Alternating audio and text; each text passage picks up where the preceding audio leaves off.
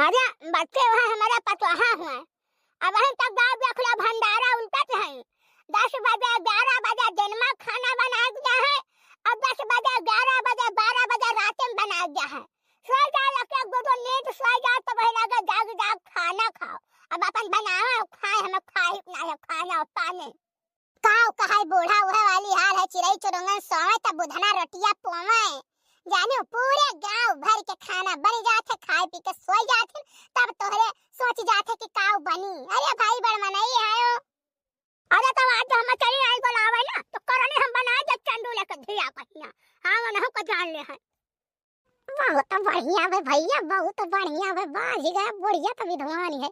बड़की जिज्जी के खबर आज जमी के लिए नहीं अम्मा ऐसा नहीं करे चाहिए वरना सोचे चाहिए। बताओ पुरानिया आदमी है तुम्हें सौकेरे बना दे चाहिए वरना 2